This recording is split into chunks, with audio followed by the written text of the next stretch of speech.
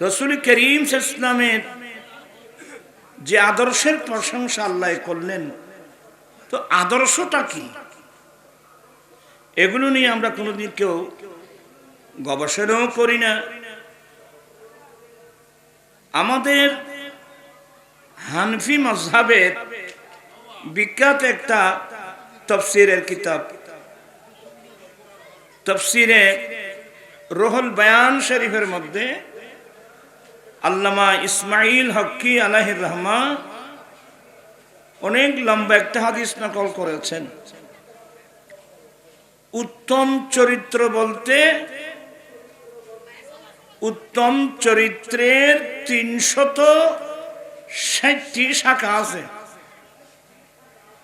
কি বললাম? উত্তম চরিত্রের কয়টি শাখা? 360টি শাখা প্রশাখা আছে উত্তম চরিত্রের। আরেকটা মসলা মনে রাখবেন, কিয়ামতের মাঠে আপনার আমলের পাল্লা ভারী হবে, বেশি ভারী হবে যার আদর্শ যত নবীর আদর্শে আদর্শবান হবে, নবীর চরিত্রে চরিত্রবান হবে, সে আদর্শের পাল্লাটাই কিন্তু আমলনামার মধ্যে কি হবে? ভারী হবে। যার আদর্শ যত উন্নত মানের হবে, আপনার আমার আমলের পাল্লা কি হবে? ভারী হবে। তো বললাম যে 360টি শাখা আছে উত্তম চরিত্রের, উত্তম আদর্শের। আর এই 360টি শাখার মধ্যে সবচেয়ে উত্তম শাখা, যার উপর আর কোনো উত্তম চরিত্রের আর কোনো শাখা প্রশাখা নেই, সবচেয়ে উত্তম হলো সবসময় গরিব, মিসকিন, কাঙ্গাল, অসহায় মানুষের দিকে সাহায্যের হাত প্রসারিত করা। সুবহানাল্লাহ।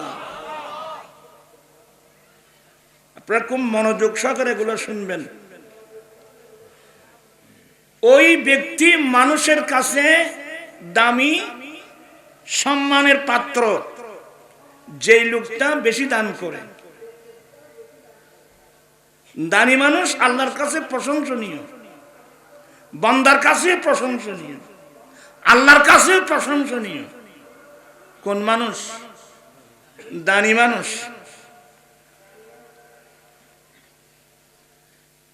বুখারী শরীফ, আপনারা তো এগুলো পড়েন না। বুখারী শরীফের মধ্যে রাসূল করিম সাল্লাল্লাহু আলাইহি সাল্লামের একটা গুণ বর্ণনা করেছেন, আমার নবী আজওয়াদুন নাস, মানব জাতির মধ্যে সবচেয়ে বেশি দানি। মানব জাতির মধ্যে সবচেয়ে বড় দানি, সবচেয়ে বেশি দানি নবী মুহাম্মদুর রাসূলুল্লাহ সাল্লাল্লাহু আলাইহি ওয়াসাল্লাম। চিৎকার দিয়ে বলুন না সুবহানাল্লাহ। এমন এমন হাদিস শরীফ আছে যে কাফের মুশরিকরা নবীকে ঘৃণা করত, কিন্তু আমার নবীর দান দেখে ওরা নবীর প্রশংসা করতে কি হয়েছিল? বাধ্য হয়েছিল। আমার নবী আজওয়াদুন নাস, মানব জাতির মধ্যে সবচেয়ে বড় দানি। যে জিনিসটা বর্তমান মুসলিম বিশ্বের কাছে খুবই অভাব। আমরা আল্লাহর রাস্তায় দান করাটা, এই জিনিসটা খুব কম মানুষের মধ্যে দেখা যায়।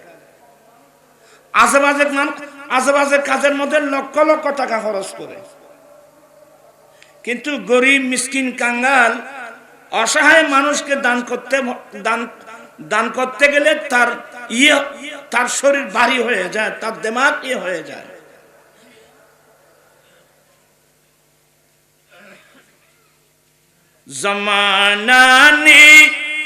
जमाने में सखिए सा कहीं देखा।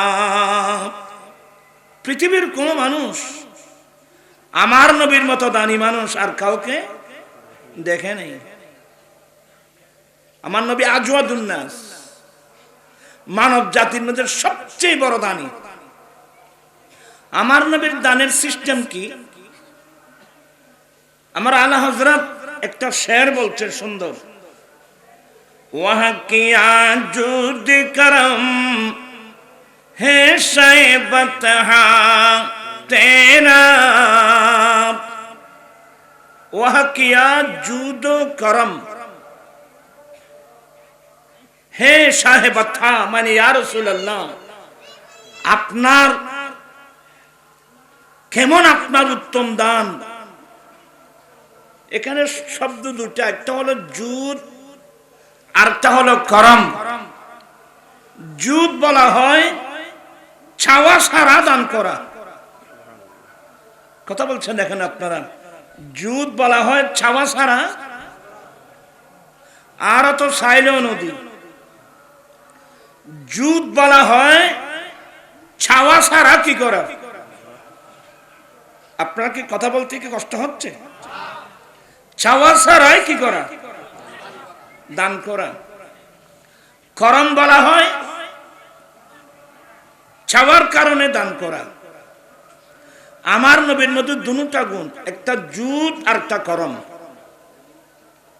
যেমন আমার আলা হযরত আরেক জায়গায় বলছেন, মেরে করিম সে গর, ওই করিম ওই শব্দটা ওখানে আনছেন, मेरे करीम से गर कतरा किसी ने मांगा, मेरे करीम से गर कतरा किसी ने मांगा, दरिया बहा दिए दरिया बहा दिए दुर्बे बहा दिए हैं, उनकी महक ने दिल के गुंचे करी गुंचे किला दिए हैं। আমার করিম, আমার দয়ালু নবী, কেউ যদি 100টা চায় তাকে গোটা সমুদ্র দান করে। চিৎকার দিয়ে বলুন না সুবহানাল্লাহ। আপনার কি বিরক্ত হচ্ছেন? হ্যাঁ, বিরক্ত হলে ওই দানের কথা আছে। হ্যাঁ আমার ভাইরা, আমার দয়াল নবী নিজে নিজে দান করেন, চাওয়া ছাড়া দান করেন। যেমন আমার নবীর কয়েকজন খাদেম ছিল ছোট, আমার নবীর কয়েকজন খাদেম ছিল যারা নবীর উজুফানি এনে দিতেন বা আদার যে কোনো কাজের জন্য। আমার নবীর খেদমতের মধ্যে কয়েকজন নবীর খাদেম ছিলেন, তন্মধ্যে একজন হযরত সাইয়্যিদুনা রাবিয়া ইবনে কাব আসলামী, সবাই বলুন রাদিয়াল্লাহু তাআলা আনহু। একদিন আমার দয়াল নবী তাহাজ্জুদের সময় আমার নবী রহমতের সমুদ্রে একটা জোয়ার এসে গেল। আমার নবী ওই রবিয়া ইবনে কাবকে বলছেন, সাল, এ রবিয়া কিছু চাও না? সুবহানাল্লাহ বলবেন না? নিজে বলতেছেন তুমি কিছু চাও না? আমাদের দেশে তো এমন বড় বড় হুজুর আছে, নবীর কাছে চাইলেও নাকি শিরিক হয়ে যায়। এমন কিছু পাগল ছাগল আছে যাদের কাছে কোরআন হাদিসের কোনো জ্ঞানই নেই। আমার নবী বলেন, সাল ইয়া রবিয়া, রবিয়া তুমি কিছু চাও না? এই যে তুমি আমার খেদমত করতেছো অনেকদিন পর্যন্ত, এটা কিন্তু আমার নবী বলে নাই। এই মফহুমটা এখানে আছে যে রবিয়া কিছু চাও। তা আমাদেরকে যদি বলতেন তো আমরা বলতাম যে ইয়া রাসূলুল্লাহ আমার 10 কোটি টাকা লাগবে, আমার 10-20 জন সম্পদ লাগবে। কারণ আমরা হলাম দুনিয়াবাজ মানুষ, আমরা দুনিয়াকে প্রাধান্য দিই। কোন ইমানদার 1 সেকেন্ডের জন্য দুনিয়াকে দ্বীনের উপর প্রাধান্য দিতে পারবে না। নবীর প্রেমিক যারা, এরা সব সময় দ্বীনকে প্রাধান্য দেবে, ঈমান ইসলামকে প্রাধান্য দেবে। আর আমরা যারা দুনিয়াকে প্রাধান্য দিচ্ছি, আমরা বোকা মানুষ। আচ্ছা, আপনারা সবাই শিক্ষিত মানুষ, বলেন তো, আপনি হাজার হাজার কোটি টাকার মালিক, একেবারে 2-4-10 জন সম্পদের মালিক, ফ্যাক্টরির মালিক, ফাজারু অনেক উন্নত মানের গাড়ির মালিক, কিন্তু আপনার মেমোরিতে থাকতে হবে যে আমার হায়াতের বাজেট যখন শেষ হবে, আমাকে সব কিছু ফেলে আমাকে কবরস্থানে চলে যেতে হবে। এই জন্য মনীষীরা কি বলেন জানেন? ভাবিয়া করিও কাজ, করিয়া ভাবিও না। আমার জীবন মরণ সাজাবো মাদানী রঙে, আমার জীবন মরণ মাদানী। জোর দেন, তুমি আরো তুলি গিলে বসে দে বাদে আয় তো আর কষ্ট দিন। ফন্না ফেললি ফন্না ফরানোর মতো ফরান করিব। এগুলো আনুষ্ঠানিকতা না, এটা ধর্মীয় প্রশিক্ষণ। আমার জীবন মরণ সাজাব মাদানী রঙে, আমার জীবন মরণ। বাট্টা তো না ফল্লা ভাইব তারা ইল্লে নরম করে গেলে মিয় মিয় মিয় মিয় মেশা মেশা মোহাম্মত নিয়ে পড়বেন। আমার জীবন মরণ সাজাব মাদানী রঙে, আমার জীবন মরণ মাদানী। সেই রঙে রঙিন হলে আল্লাহ রাসূল তাকিবে আমার সঙ্গে, আমার জীবন মরণ মাদানী। সালাতুম ইয়া রাসূলুল্লাহ আলাইকুম।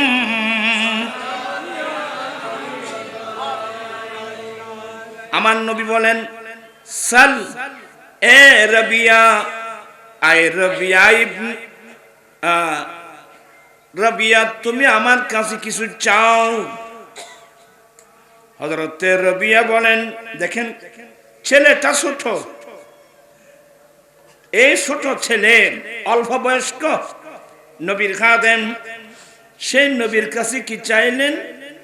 আসআলুকা মুরাফাকাতাকা ফিল জান্নাহ।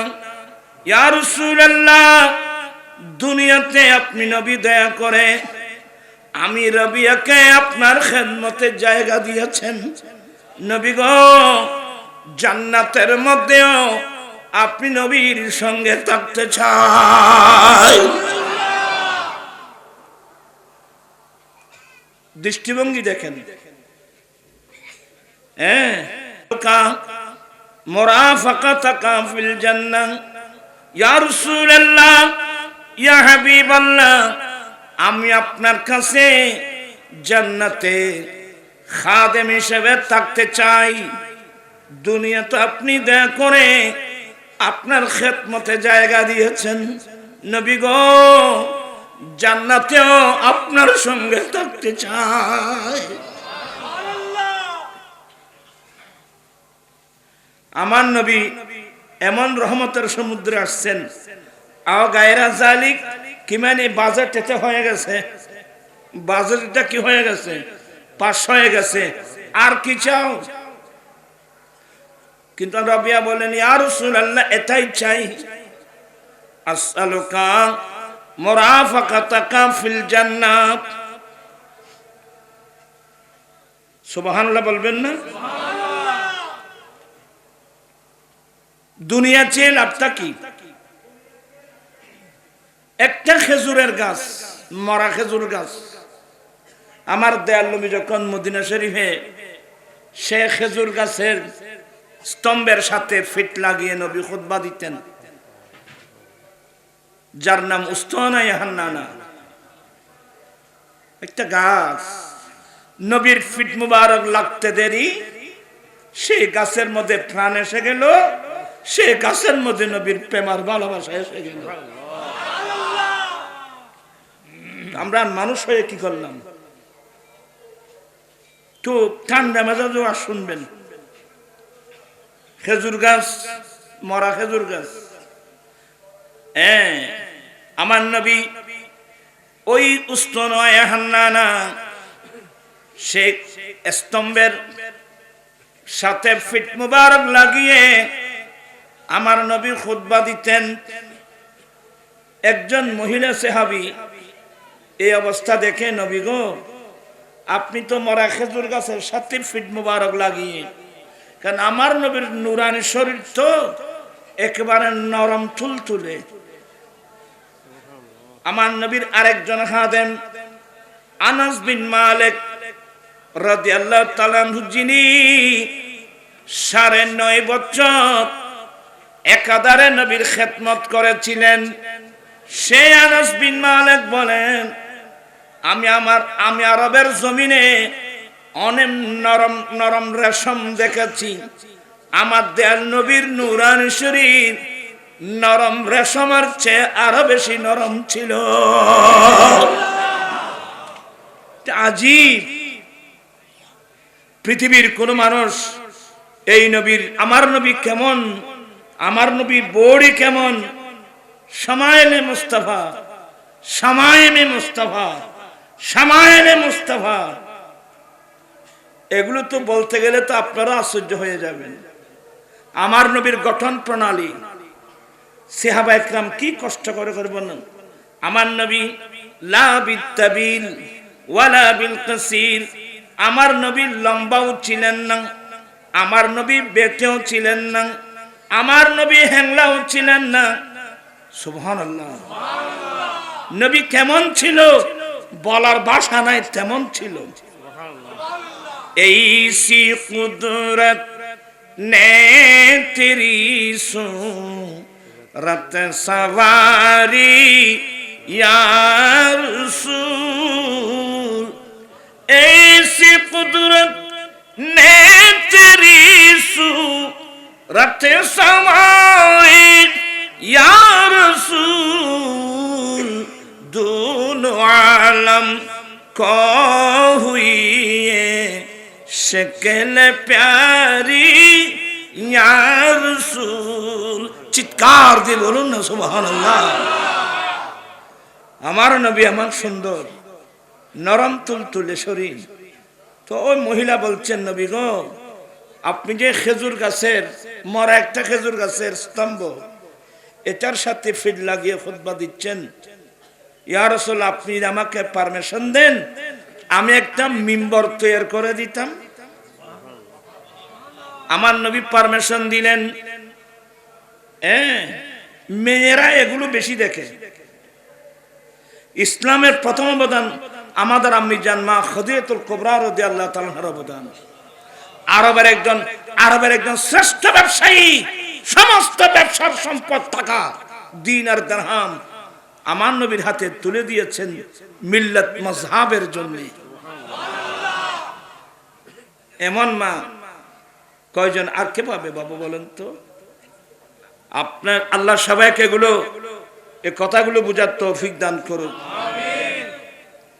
আমি কি বলতে চেয়েছিলাম, ওই মহিলা বলেন, নবী গো, আমি একটা মিম্বর শরীফ তৈরি করে দিতাম। হ্যাঁ, নিয়ে আসো। ওই মহিলা আমার নবীর জন্য একটা মিম্বর বানিয়ে আনলেন। আজকে প্রথমবারের মতো আমার নবী মিম্বরে দাঁড়িয়ে খুতবা দিবেন। আমার নবী মিম্বরে দাঁড়াতে দেরি, ঠাস করে একটা আওয়াজ হলো, এমন একটা কান্নার সুর বের হলো। বলে কেমন? বলে উটনির সামনে থেকে, উঠছিলেন তো, উটনির সামনে থেকে যদি কোনো মানুষ উটনির বাচ্চাকে নিয়ে যায়, উটনি যেই সুরে কান্নাকাটি করে, যেমন আমাদের দেশে অনেক গাবি আছে,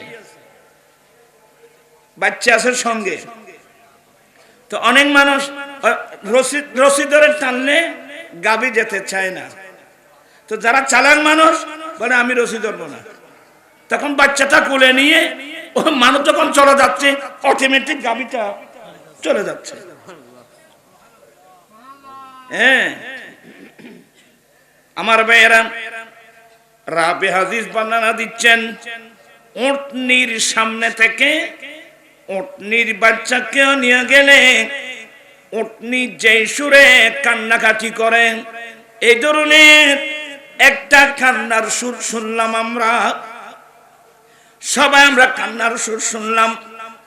আমরা তো কেউ বুঝি নাই, কিন্তু আমার নবী বুঝেন কিনা? কথা বলছেন না কেন? আমার নবী মিম্বরের তাক থেকে নেমে আসলেন, ওই উস্তানায় হান্নানা খেজুর গাছের স্তম্ভ, তার গায়ে হাত লাগিয়ে আমার নবী খেজুর গাছের সাথে কথা বলা আরম্ভ করলেন। এ উস্তানায় হান্নানা, তুমি এভাবে কেন কাঁদছো? তোমার কান্নায় আমি মিম্বর থেকে সরে আসতে আমি বাধ্য হলাম, তুমি এইভাবে কাঁদছো কেন? ইয়া রাসূলুল্লাহ, আমি একটা মদিনা শরীফের খেজুর বাগানের একটা মরা খেজুর গাছ, আমাকে চিনে মসজিদে নববীর ফিলার হয়েছে, আমার মধ্যে কোনো প্রাণ নাই। যেই তারিখ থেকে আপনি নবীর নবুয়তের ফিট মুবারক আমার সাথে লাগিয়েছেন, মুহূর্তের মধ্যে আমার প্রাণ এসে গেল, মুহূর্তের মধ্যে আমার ভিতর আপনি নবীর প্রেম আর ভালোবাসা এসে গেল। কে অবিশ্বাস হচ্ছে? আমার নবী, তুমি এইভাবে কাঁদছো যে? ইয়া রাসূলুল্লাহ, আপনার বিচ্ছেদে তো কাঁদতেছি। এতদিন আপনি আমি উস্তানায়ে হান্নানার সাথে ফিট মুবারক লাগিয়ে খুতবা দিতেন, আজকে তো আপনি আমার থেকে জুদা হয়ে, আমার থেকে পৃথক হয়ে মিম্বর চলে গেলেন, আপনার বিচ্ছেদে কাঁদতেছি। আমার নবীর নাতি ইমাম হাসান ইমাম হুসাইন রাদিয়াল্লাহু তাআলা আনহুমা এই হাদিস যখন বর্ণনা করতেন, নিজের চোখের পানি তো ছেড়ে দিতেন আর বলতেন, বিশ্ববাসী শিক্ষা নাও, একটা মারা খেজুর গাছ যদি নবীর বিচ্ছেদে এভাবে কান্নাকাটি করে, নবী মিম্বর থেকে চলে আসতে বাধ্য হয়েছেন, বিশ্বের মুসলমানের উচিত কি ছিল? নবীর প্রেমে কিভাবে কান্নাকাটি করা উচিত ছিল? ওই আল্লামা আব্দুর রহমান জামি বলছেন, এটা যে মাহাজুরি বারামদ জানে আলম তারহম না রাসূলুল্লাহ তারহম সালাতু আলাইকুম।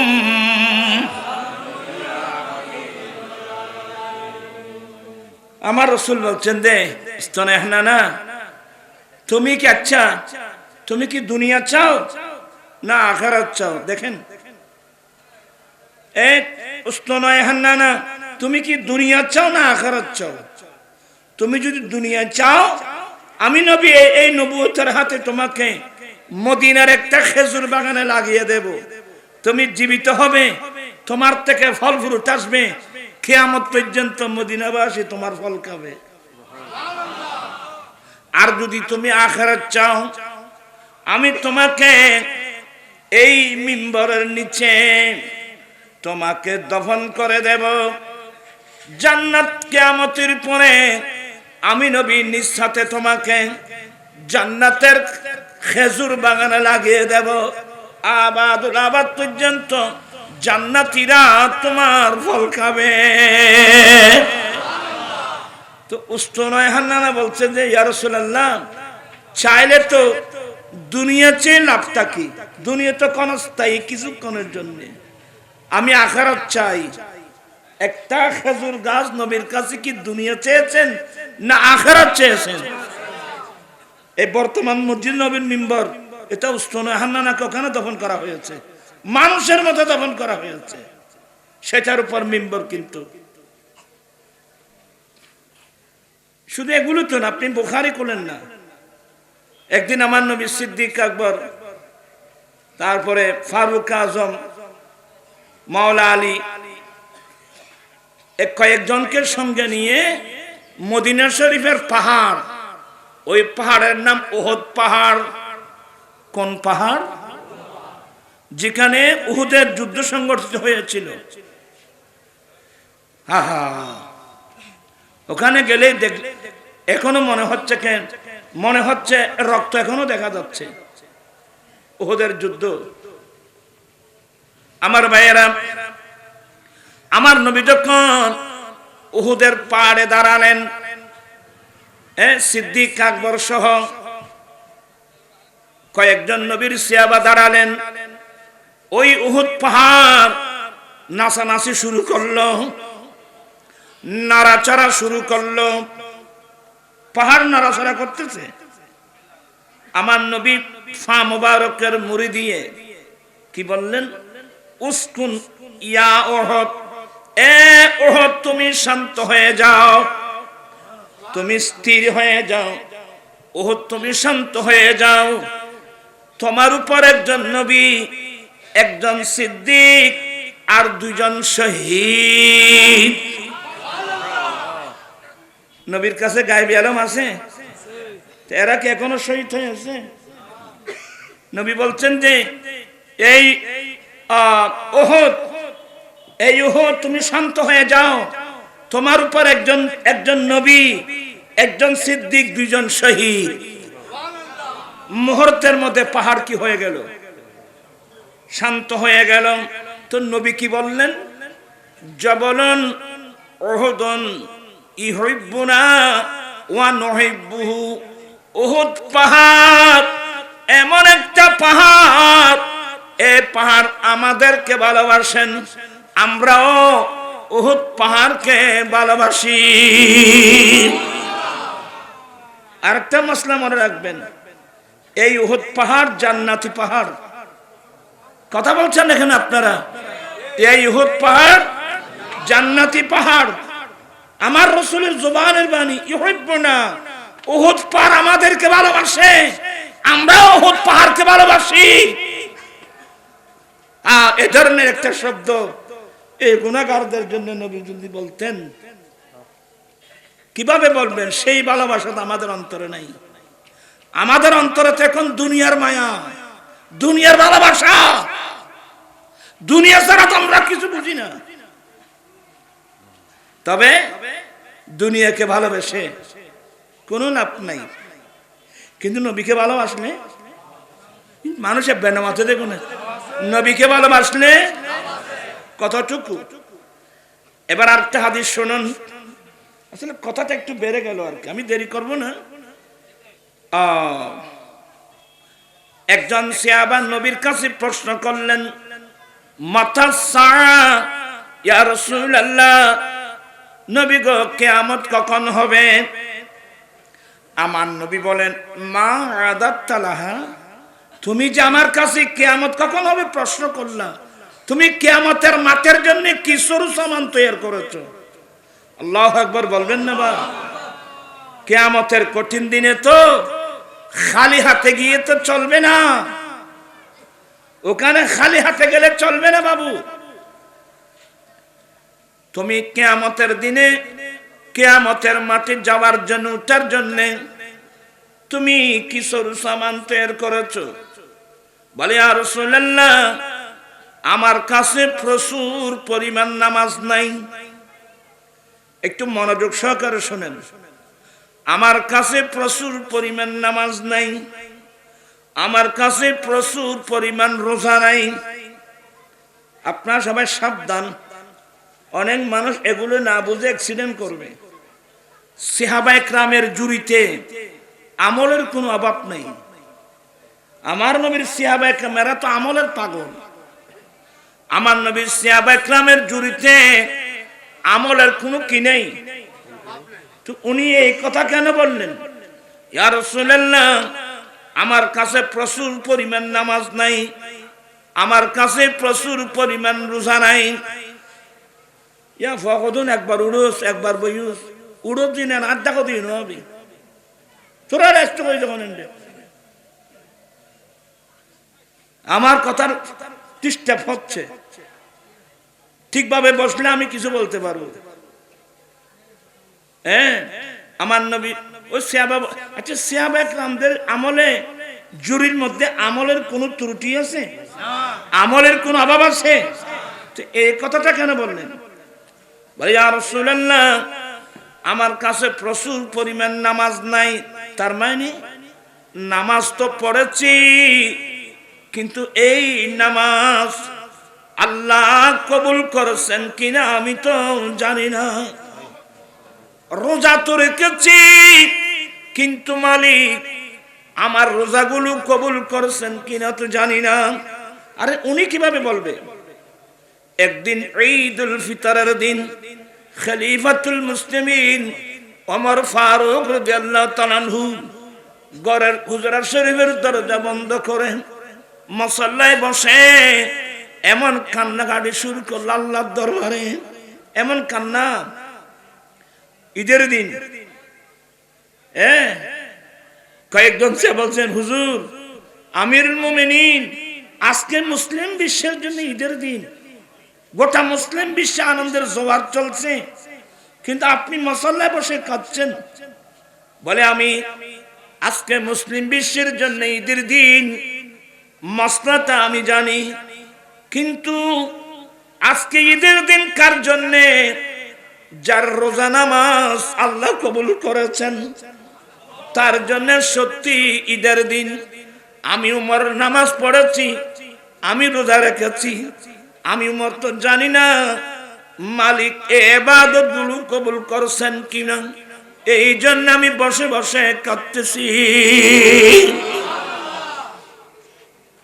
আর দশত্ব রমজান আইজু, রমজান এখনো 10টা রোজা বাকি, টেলিভিশন তো একেবারে গরম। রমজানেরই রোজার শেষে এলো খুশির, আজ রোজা শেষ উদ্দনু।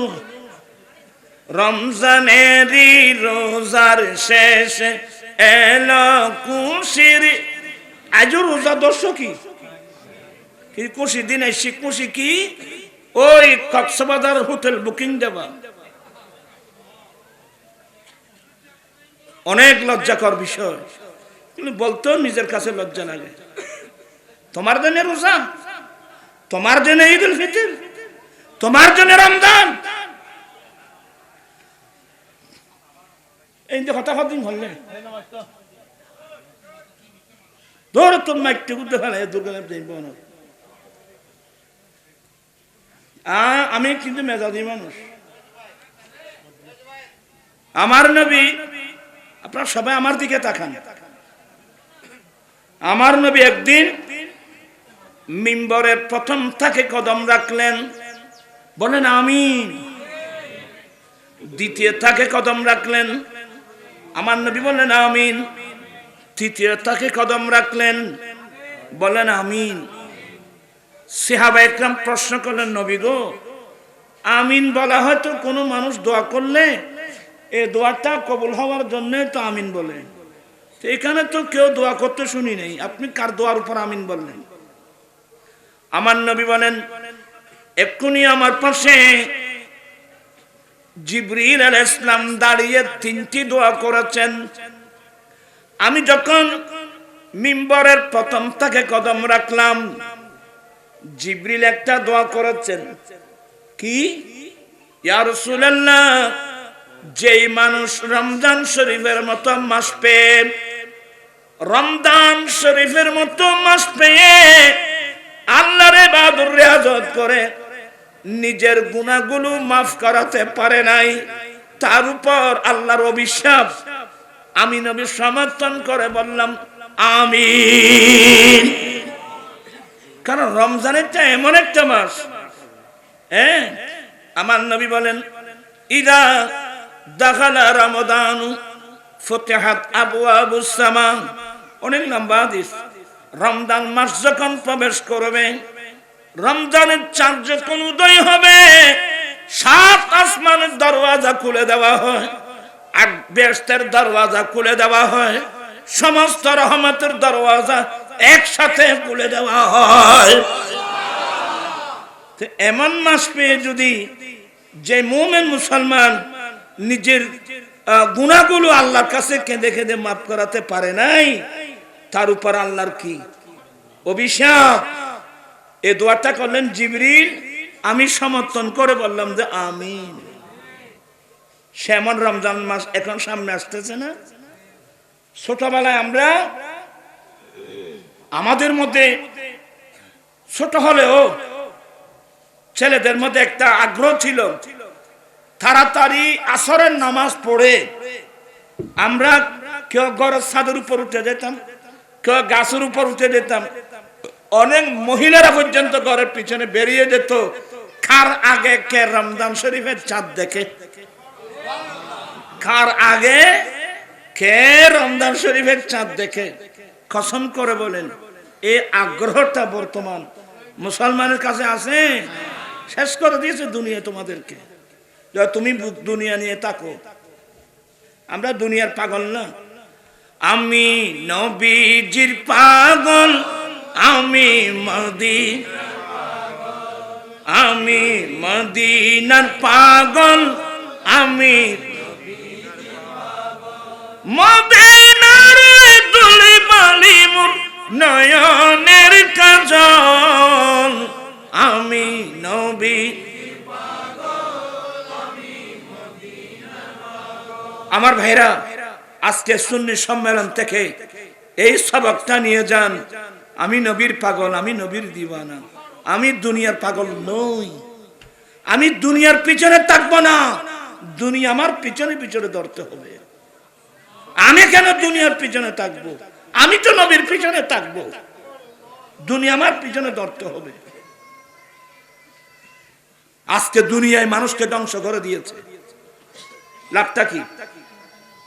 তা আমি যখন ওই মিম্বরের দ্বিতীয় তাকে কদম রাখলাম, জিবরিল আরেকটা দোয়া করেছেন। যেই ছেলে মা বাবা পেয়ে, দেখেন ছেলেরা শুনো, যেই ছেলে মা বাবা পেয়ে মা বাবার খেদমত করে করে দুনিয়ায় থাকতে জান্নাত হাসিল করতে পারে নাই, তার উপর আল্লাহর অভিশাপ। আমি নবী সমর্থন করে বললাম আমিন।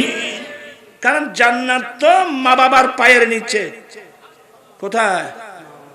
তাবরানী শরীফের হাদিস। আমার নবী বলেন, জান্নাত তোমাদের মা বাবার পায়ের নিচে। পায়ের নিচে মানে পায়ের নিচে মানে যে ছেলে মা বাবার খেদমত করে, মা বাবার অন্তর জয় করতে পারবে, মা বাবাকে সন্তুষ্ট রাখতে পারবে, তার জন্য দুনিয়া থাকতে তার হাতে জান্নাতের টিকিট এসে যাবে। আমার জিবরিল বলছে যে নবী গো, যে ছেলে মা বাবা পেয়ে মা বাবার খেদমত করে দুনিয়া থাকতে জান্নাত হাসিল করতে পারে নাই, তার উপর কিন্তু আল্লাহর অভিশাপ। আমার নয় বলে আমি সমর্থন করে বললাম যে আমিন।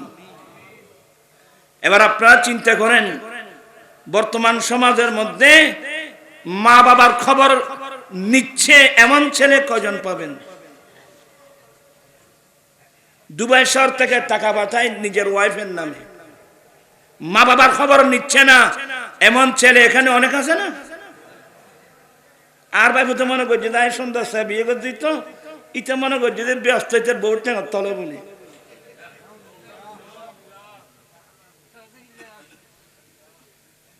বাবিয়া করিও কাজ, করিয়া বাবিও না। একটা মশলা বলেন তো, শরীয়তের একটা মশলা বলেন। আমরা ছেলেরা যে উপার্জন করব, এই উপার্জনের প্রথম হকদারকে মা বাবা। এই মশলাগুলোকে আমরা জানি তো, জানিবে কে থাকে দুবাই শহর। এই দুবাই শহরের ইতর টিয়া ভাড়া বউর নামে, মা বাবা মারা দিত। কথা বুঝছেন? আল্লাহ হেদায়েত নসিব করুক। আজকে আপনি কথা বলতে গেলে অনেক কান্না আসবে। আমেরিকা ইউরোপের কালচার এখন আমাদের দেশে চলে আসছে। ওরা তো ইহুদি নাসারা, ওদের মা বাপ যখন বয়স্ক হয় এদেরকে ঘর থেকে বের করে দেয়, যাও সরকারি বৃদ্ধাশ্রমে চলে যাও। এখন সে কালচার এখন মুসলমানের মধ্যে চলে এসে গেছে। আর যে ছেলে মা বাবাকে বৃদ্ধাশ্রমে পাঠায়, তোমার মতো জাহান্নামী দুনিয়াতে কোনো মানুষ থাকতে পারে না। আর যে মা বাবার পায়ের নিচে আমার কাম তারাই দিলাম, রিক্সাওয়ালা হলেও সে বলবে যে আমি রিক্সা টেনে পারি, উপবাস থাকতে পারি, আমি আমার মা বাবার খেদমত করে যাব। সে কোনোদিন মা বাবাকে বৃদ্ধাশ্রমে পাঠাতে পারে না। হ্যাঁ, সরকারকে বলছি বৃদ্ধাশ্রম করেন। কার জন্যে?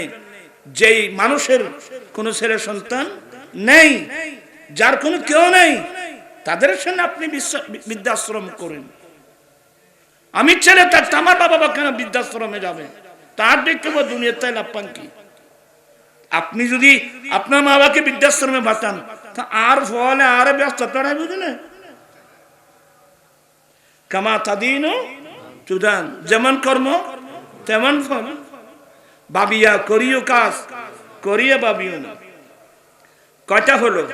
2 নম্বর, আমি নবী যখন মিম্বরের 3 নম্বর থাকে কদম রাখলাম, জিবরিল আরেকটা দোয়া করলেন, ইয়া রাসূলুল্লাহ, যে উম্মতের সামনে আপনি নবীর নাম উল্লেখ করা হয়, আপনি নবীর নাম শুনে যে উম্মত দুরূদ শরীফ পড়ে না, তার উপর আল্লাহর অভিশাপ।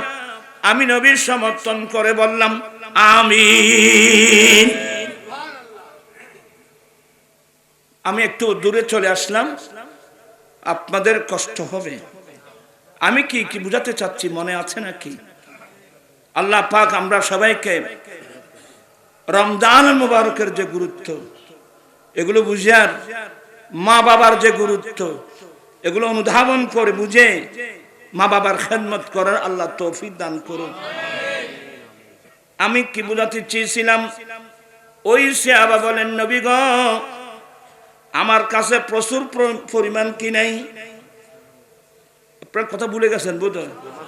আমার কাছে প্রচুর পরিমাণ নামাজ নাই, আমার কাছে প্রচুর পরিমাণ রোজা নাই। মায়নি নামাজ তো পড়েছি, রোজা তো রেখেছি, জানি তো না মালিক কবুল করছেন কিনা।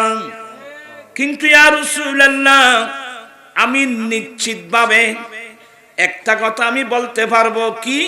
ওয়ালাকিন উহিব্বুল্লাহ ওয়া রাসূলহু, আমি কিন্তু আল্লাহ এবং আল্লাহ রাসূলকে ভালোবাসি। এখানে কিঞ্চিত পরিমাণ কোনো সন্দেহের অবকাশ নাই। আমি কিন্তু আল্লাহ এবং আল্লাহ রাসূলকে কি ভালোবাসি। আমার নবী ঘোষণা দিয়ে ফেললেন, আল মারউ মা মান আহাব্বা, যে যাকে ভালোবাসে তার সঙ্গে তার হাসর হবে।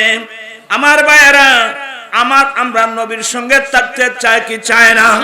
2 হাত উঠাই বলতে হবে, নবীর সঙ্গে থাকতে চাই কি চাই না? তাহলে আমরা আল্লাহ আল্লাহ রাসূলকে ভালোবাসতে চাই কি চাই না? আমরা আল্লাহ আল্লাহ রাসূলকে ভালোবাসবো, আল্লাহ আল্লাহ রাসূলের ভালোবাসার আলোকে আমরা বাকি কর্মগুলো করব। জীবন এমনি গরু ছাগলের মতো জীবন কাটাবে কেন? হ্যাঁ, যাদের ঘরে ইমামুল আম্বিয়া, যাদের ঘরে 30 পারা কোরআন, সেই ঘরের ছেলে মেয়েরা এভাবে মিসগাইড হতে পারে না। আল্লাহ আমাদের সবাইকে দুনিয়ার মায়া অন্তর থেকে বের করে আল্লাহ আল্লাহ রাসূলকে ভালোবেসে সেই ভালোবাসার আলোকে আমরা যেন জীবন যাপন করতে পারি। আল্লাহ সবাইকে সেই তৌফিক দান করুন। কষ্ট হচ্ছে আপনাদের? আসলে কথার নাম লতা। এই যে আমার নবী দিলেন সাল ইয়া রবিয়া, রবিয়া কি আমার নবীর কাছে চেয়েছিলেন? চান নাই। আমার নবী তো নিজেই দেখে দিলেন। সুবহানাল্লাহ বলবেন না? আমার নবী নিজে ডেকে দিলেন। সুবহানাল্লাহ।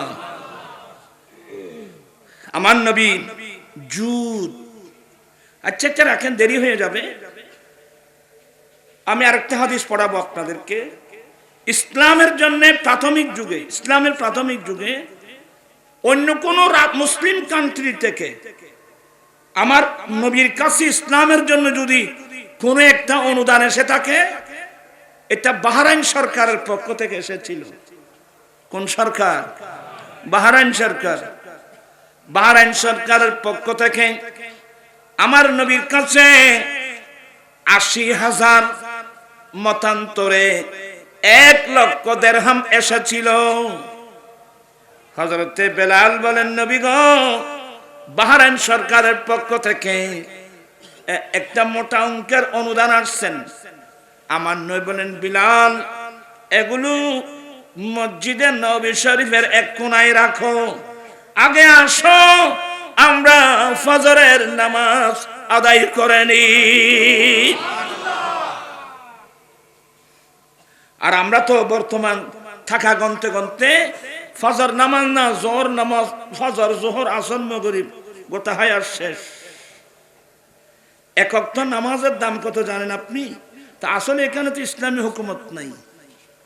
আমরা মুসলমান ঠিকই, এখানে তো ইসলামী হুকুমত নাই। একজন বালেগ পুরুষ, বালেগা মহিলা অক্ত চলে যাওয়ার পরেও যদি ফরজ নামাজটা না পড়ে থাকে, ইমাম আজম আবু হানিফার ফতোয়া, তাকে সাথে সাথে অ্যারেস্ট করে জেলখানায় দিতে হবে। কয়েকত মানুষ কয়েকত একক্ত ফরজ যদি নামাজ ইচ্ছাকৃতভাবে না পড়ে থাকে, আমাদের ইমাম আজম আবু হানিফার ফতোয়া, তাকে অ্যারেস্ট করে কোথায় দিতে হবে? জেলখানায়। কতদিন? যতদিন সে তওবা করে নামাজের দিকে ফিরে না আসে। আর ইমাম মালিক, ইমাম শাফিঈ, ইমাম মুহাম্মদ, এই তিন ইমামের মতে তাকে ওয়াজিবুল কতল, তাকে হত্যা করা ওয়াজিব। তো অনেকে বুঝবে না, আরে কোন সাহসে তুমি মালিকের নির্দেশ পালন করলা না? কি সাহস! এই জমিন কার? আসমান কার? সূর্য কার? চন্দ্র কার? বাতাস কার? অক্সিজেন কার? হাইড্রোজেন কার? নাইট্রোজেন কার? আমি কার? কোন সাহস আপনার মালিকের নির্দেশ অমান্য করলা? আইমায়ে সালাসা, এটা বলে ওয়াজিবুল কতল। আর আমাদের শুধুমাত্র আমাদের মাযহাবের ইমাম আবু হানিফা রাহমাতুল্লাহ আলাইহি ফতোয়া হলো তাকে অ্যারেস্ট করে কোথায় দাও? জেলখানায় দাও। কিন্তু এখানে তো নামাজ না পড়লে জেলখানায় দেবে, মালের যাকাত না দিলে জেলখানায় দেবে। এ সরকার আসেনি? মানুষের মধ্যে এ সরকার আছে? এখন তো রাজনীতির মাঠ গরম। আরে বাবা, আমরা ক্ষমতায় যেতে পারলে আমরা রাষ্ট্রীয় সম্পদ গাড়ি বাড়ি ব্যবহার করব না। ভালো, এটা তো ভালো উদ্যোগ। কিন্তু কই কোন একটা ইসলামী দল বলল না যে আমরা ক্ষমতায় যেতে পারলে আমরা সুদ বন্ধ করে দেব? এটা কে বলছে? আরে বলছেন না কেন? এটা বলবে না, জীবনে বলবে না। জাজ কোর্ট, হাইকোর্ট, সুপ্রিম কোর্ট, আমাদের বিচার হয়, অপরাধীদের বিচার হয় কোন আইনে? ব্রিটিশ আইনে। ব্রিটিশ কে কই কোন ইসলামী দলের মুখ দিয়ে বের হলো না আমরা ক্ষমতায় যেতে পারলে ব্রিটিশ আইন বঙ্গোপসাগরে নিক্ষেপ করব, কোরআন সুন্নাহ দিয়ে আমরা আদালত চালাবো। কই এগুলো বলার লোক তো নেই। আইন কইলে বা তোমার এখন গালফুল হয়ে এত্তর করিবে। আমার জীবন মরণ সাজাবো মাদানী রঙে, আমার জীবন মরণ সাজাবো মাদানী রঙে। এদিন হলদি, এদিন বড় নেতা, জামাত ইসলামের বড় নেতা শাহজাহান চৌধুরী, সে বলল যে আল্লাহ নাকি সিদ্ধান্ত নিয়ে ফেলছে। আপনারা স্কুল কলেজে ছাত্র ভাইদেরকে বলছি, আল্লাহর জন্য কোন শব্দ ব্যবহার করতে হয় এই জ্ঞানও যদি তাদের কাছে না থাকে, সে কিভাবে ইসলামের কথা বলবে? আল্লাহ নাকি সিদ্ধান্ত নিয়ে ফেলছে, এবার বাংলাদেশের রাষ্ট্রীয় ক্ষমতা জামাত ইসলামকে দেবে।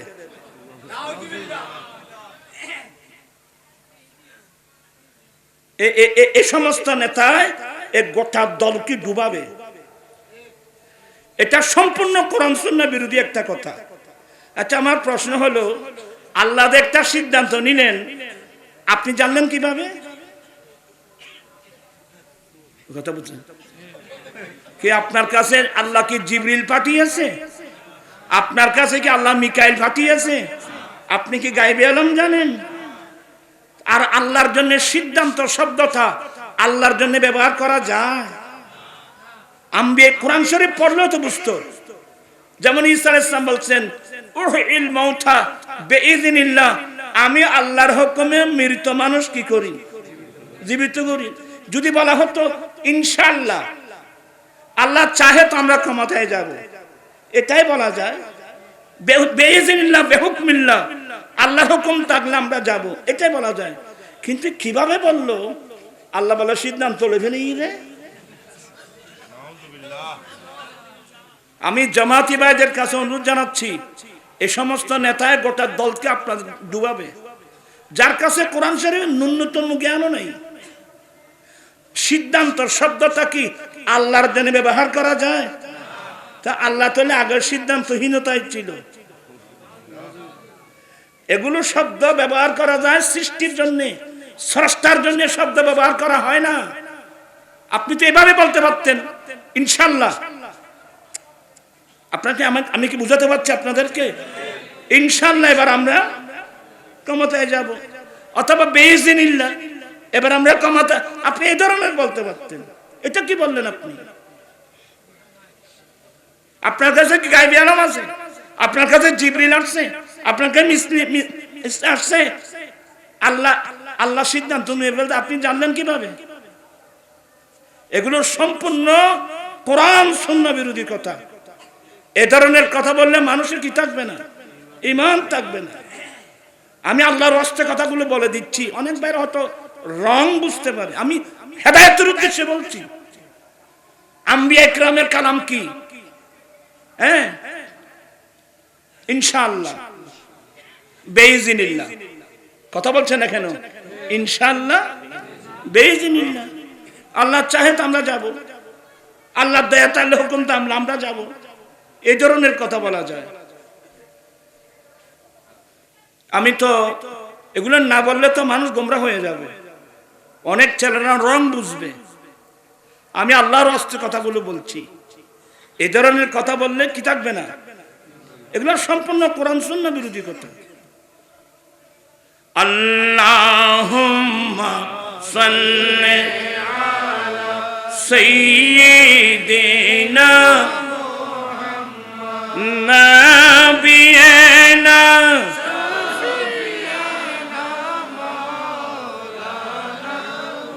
আল্লাহ তুমি দয়া করো, নসিব করো মদিনা। হর নবী কে না দিখাইয়া কবর দেশ নিও না।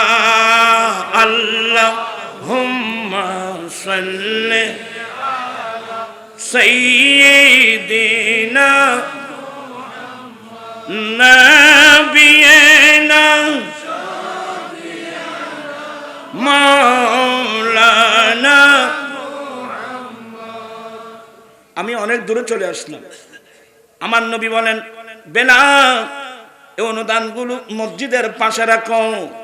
আগে চলো আমরা ফজরে নামাজ আদায় করে নি।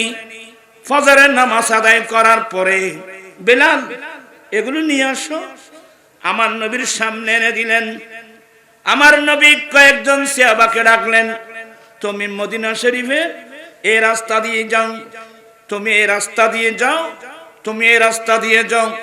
আজকে বাহরাইন সরকারের পক্ষ থেকে মোটা অঙ্কের একটা অনুদান আসছেন। গরিব মিসকিন কাঙ্গাল মানুষ থাকলে এদেরকে মসজিদে নববী শরীফে আসতে বলো। বর্তমান এ ধরনের কোন রাজা মহারাজা আছে? এরা সময় পাবলিসিটি করে আসলেন। বলেন যখন মসজিদে নববী শরীফ আসলাম, প্রায় ৩০০ মানুষ আমার নবী বন্টন করছেন। আমার নবী বন্টন করছেন। আর নবীর ধৈর্য কাকে বলে? ফজরের নামাজ পড়ে বন্টন করা শুরু করলেন।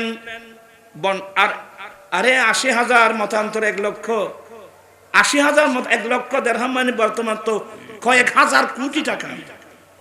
আমার নবী কি করতেছেন? আমার নবী বন্টন করতেছেন। বন্টন করতে করতে করতে করতে জোহরের রক্ত হয়ে গেল। জোহরের রক্ত হয়ে গেল। জোহর আজান হলো, যা ছিল বন্টন করা শেষ। আসো, জোহরের নামাজ আদায় করেনি আমার দেন নবী। জোহরের নামাজ আদায় করার পরে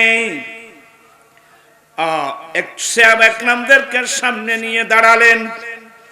একজন সাহাবা দাঁড়িয়ে গেলেন, ইয়া রাসূলুল্লাহ, ইয়া হাবিবাল্লাহ, আমার বাড়ি মদিনা শরীফের একটু দূরে, সংবাদ পেতে দেরি হয়েছে, আসতে দেরি হয়েছে।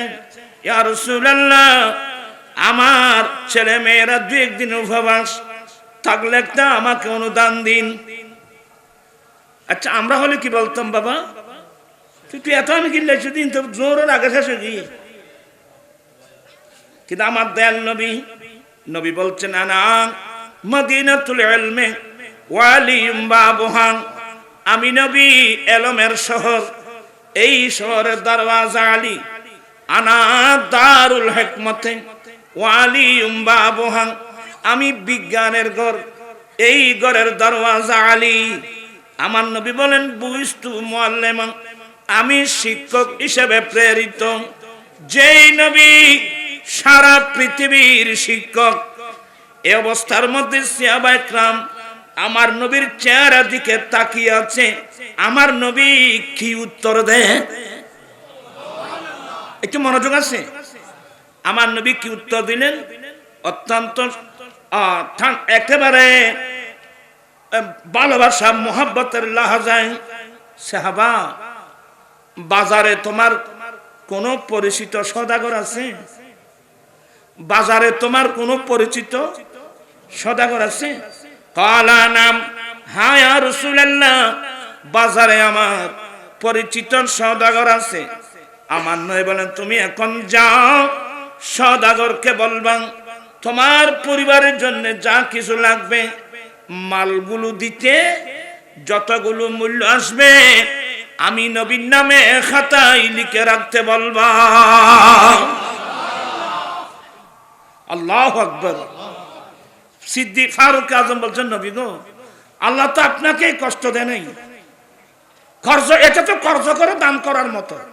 আল্লাহ তো খরচ করে দান করার জন্য বলেন নাই। ফারুক আজমের কথাটা আমার নবীর পছন্দ হয় নাই।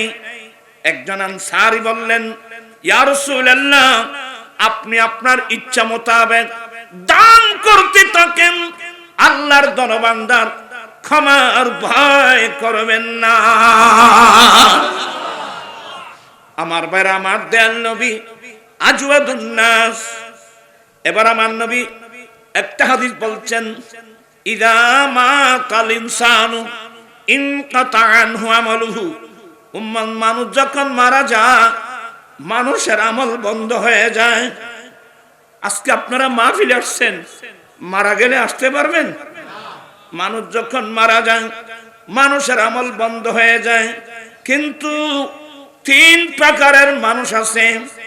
3 প্রকারের মানুষ, 3 প্রকারের মানুষ এমন আছে, এরা মারা গেলেও তাদের আমলনামা কিয়ামত পর্যন্ত চলতে থাকবে। এক নম্বর, ইল্লা মিন সালাসা, ইল্লা মিন সাদাকাতিন জারিয়া। এক নম্বর হলো যারা ডান হাতে বাম হাতে দিনে রাত্রে আল্লাহ রাস্তায় দান করে, এমন দানি মানুষ মারা যাবে ঠিকই, কিন্তু তাদের আমলনামা কিয়ামত পর্যন্ত চলতে থাকবে। এবং আমার নবীর বড় গুণ আজওয়াদুন নাস, আমার নবী মানব জাতির মধ্যে সর্বশ্রেষ্ঠ দানী।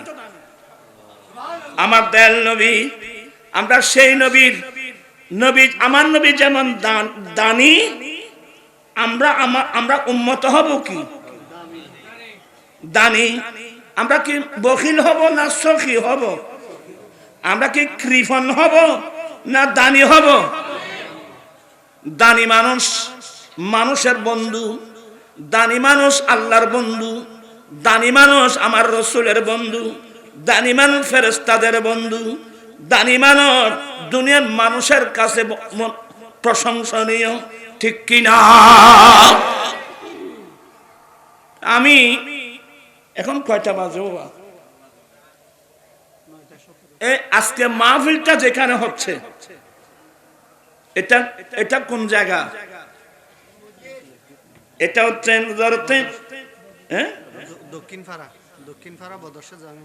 দক্ষিণ পাড়া বদরসা জামে মসজিদ। আমরা আজকে যে মাহফিলে বসলাম এটা একটা মসজিদের জায়গা। পাশে পাশে লোহার পিলার গুলো দাঁড়িয়ে আছে, আমরা সবাই দেখতেছি। কিন্তু আজকের মাহফিলের মধ্যে অনেক বন্ধু বান্ধব আসছেন, যেগুলো সব সময় আসে না। তাহলে সুযোগে আমরা চাইলে আল্লাহর ঘর মসজিদের জন্য মোটা অঙ্কের একটা অনুদান দিতে পারি। ইয়া তো আওয়াজ বন্ধ, সব বন্ধ হয়ে গেছে ভাই। হুত আয় চিনি তো আল্লাহর ঘর মসজিদ। আরে বাবা, এনে এদিকে যেখানে দিবে, যেখানে দেখবে বিরাট বিরাট বিল্ডিং, আমি কি ভুল বলছি?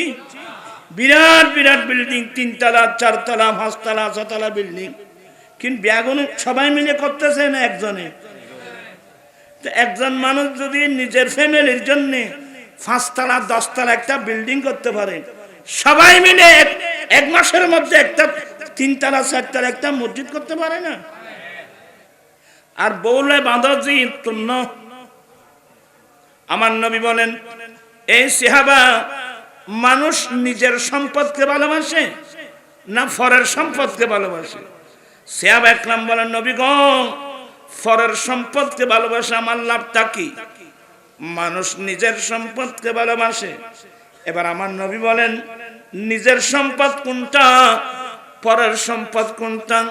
মালুকা মা কদ্দামা, তোমার নিজস্ব মাল, তোমার মালিকানা থাকতে তুমি আল্লাহ রাসূলকে ভালোবেসে যে দানগুলো তুমি আল্লাহ রাস্তায় দান করেছো, এটা তোমার নিজস্ব মাল। ওয়া মা ইনদাল্লাহি বাক, আল্লাহ রাস্তায় যেগুলো দিয়েছে এগুলো থাকবে। আর মৃত্যুর সময় যে সম্পদ ফেলে আসছো এগুলো তোমার সম্পদ নয়, তোমার নাম পর্যন্ত খতিয়ান পর্যন্ত পরিবর্তন হয়ে যাবে, ঠিক কিনা?